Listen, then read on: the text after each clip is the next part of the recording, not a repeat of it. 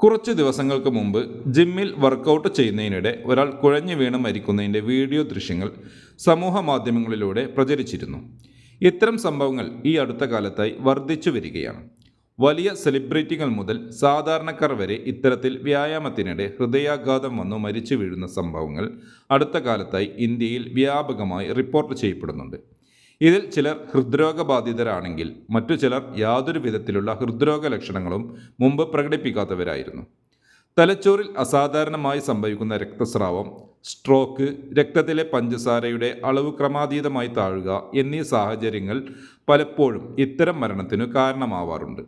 നേരത്തെ ഹൃദ്രോഗമുള്ളവരിൽ പെട്ടെന്ന് ഹൃദയം സ്തംഭിക്കാനുള്ള സാധ്യത താരതമ്യേന കൂടുതലുമാണ്. രക്തധമനികൾ ചുരുങ്ങുന്നത് പെട്ടെന്നുള്ള ഹൃദയസ്തംഭനത്തിലേക്ക് നയിക്കാം. ചില ഹോർമോണുകൾ കൂടുന്നതും ഹൃദയമിടിപ്പിൽ വ്യത്യാസമുണ്ടാകുന്നതുമാണ് ഇതിന് പ്രധാന കാരണം. ബോഡി ബിൽഡിംഗ് നടത്തുന്നവർ കുറഞ്ഞ കാലം കൊണ്ട് ശരീരത്തിൻ്റെ ആകാര ഭംഗി വർദ്ധിപ്പിക്കാൻ സ്റ്റിറോയിഡുകളും ഗ്രോത്ത് ഹോർമോണുകളും കഴിക്കാറുണ്ട്. ഇവ ഹൃദയത്തിൻ്റെ മാംസപേശികൾക്ക് കേടുപാടുകൾ വരുത്തി ഹൃദയമിടിപ്പുകൾക്ക് വ്യതിയാനമുണ്ടാക്കും. ഹൃദയത്തിൻ്റെ ആരോഗ്യത്തിന് സമ്മർദ്ദം കുറഞ്ഞിരിക്കുന്നതാണ് ഏറ്റവും നല്ലത്. താങ്ങാവുന്നതിനുമപ്പുറമുള്ള സമ്മർദ്ദവും ഹൃദ്രോഗമുള്ളവരുടെ ജീവൻ കവർന്നേക്കാം.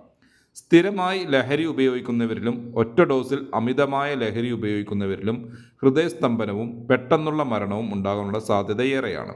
പ്രത്യേകിച്ച് മുന്നറിയിപ്പൊന്നും ഇല്ലാതെ വരുന്ന ഈ ഹൃദയാഘാതത്തെ നേരിടാൻ ഫിറ്റ്നസ് ഫ്രീക്കുകൾ ചില കാര്യങ്ങൾ ശ്രദ്ധിക്കേണ്ടതുണ്ട്. 40 വയസ്സിനു ശേഷം ഇടയ്ക്കിടെ ആരോഗ്യ പരിശോധനകൾ നടത്തേണ്ടത് ആരോഗ്യം സംരക്ഷിക്കാൻ അത്യാവശ്യമാണ്. കുടുംബത്തിൽ ഹൃദ്രോഗത്തിൻ്റെ പാരമ്പര്യമുള്ള ആളുകൾ പ്രത്യേകിച്ചും ഇക്കാര്യത്തിൽ ശ്രദ്ധാലുക്കളായിരിക്കണം. ECG, echocardiogram, TMT, lipid profile, fasting blood sugar പോലുള്ള പരിശോധനകൾ പല രോഗങ്ങളെക്കുറിച്ചുമുള്ള മുന്നറിയിപ്പ് നൽകും. ഹൃദ്രോഗത്തിൽ ജനിതകപരമായ കാരണങ്ങളും തള്ളിക്കളയാനാകില്ല. അതിനാൽ കുടുംബത്തിൽ ആർക്കെങ്കിലും ഹൃദ്രോഗമുണ്ടെങ്കിൽ നിങ്ങൾക്കും അത് വരാനുള്ള സാധ്യത അധികമാണെന്ന് തിരിച്ചറിയണം. ഇത്തരക്കാർ 35 വയസ്സ് മുതൽ ആവശ്യമായ പരിശോധനകൾ നടത്തി ഡോക്ടറെ കണ്ട് അപകട സാധ്യതകൾ ഇല്ലെന്ന് ഉറപ്പുവരുത്തേണ്ടതാണ്. ആരോഗ്യകരമായ ജീവിതശൈലി പിന്തുടരുന്നത് ഹൃദയാഘാതത്തിൻ്റെ സാധ്യത ഗണ്യമായി കുറയ്ക്കാൻ സഹായിക്കും. വ്യായാമം പോലെ തന്നെ സുപ്രധാനമാണ് സന്തുലിതമായ ഭക്ഷണക്രമവും. മാത്രമല്ല, ശരീരഭാരം നിയന്ത്രിക്കൽ, സമ്മർദ്ദം കുറയ്ക്കാനുള്ള മാർഗങ്ങൾ നോക്കൽ തുടങ്ങിയ കാര്യങ്ങളും അത്യാവശ്യമാണ്.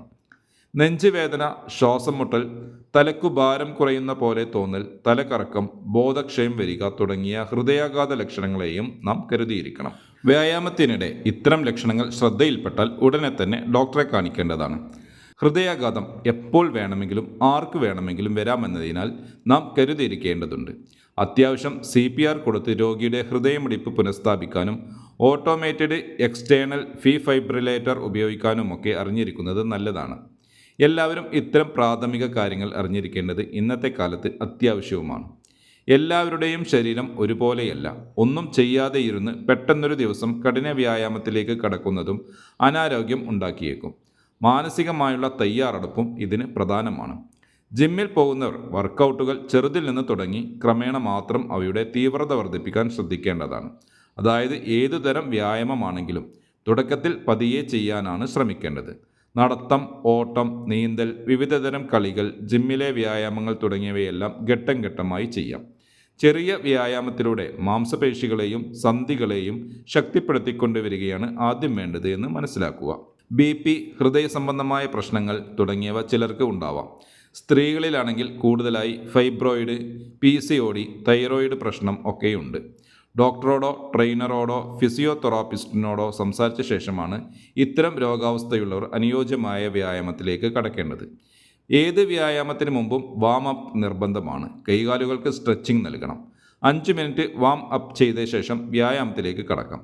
വർക്കൗട്ടിന് മുമ്പ് പ്രീ വർക്കൗട്ട് മീൽസ് കഴിക്കാം. മധുരമില്ലാത്ത പഴമോ ജ്യൂസോ മതിയാവും.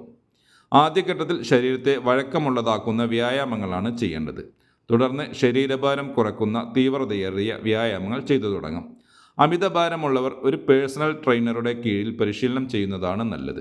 വർക്കൗട്ട്, ഭക്ഷണം എന്നിവയെക്കുറിച്ച് കൃത്യമായ നിർദ്ദേശം ലഭിക്കാൻ അത് നല്ലതാണ്.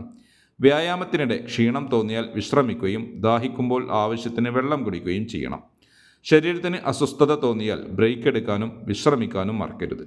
അമിതമായ ചൂടും ഈർപ്പവുമുള്ള ചുറ്റുപാടിൽ വ്യായാമം ഒഴിവാക്കേണ്ടതാണ്. ഇടയ്ക്കിടെ വെള്ളം സിപ്പ് ചെയ്ത് ശരീരത്തിൻ്റെ ജലാംശം നിലനിർത്താനും ശ്രദ്ധിക്കേണ്ടതാണ്. ആരോഗ്യപരമായ അറിവുകൾക്കായി ഈ ചാനൽ സബ്സ്ക്രൈബ് ചെയ്യാനും ഷെയർ ചെയ്യാനും മറക്കരുത്.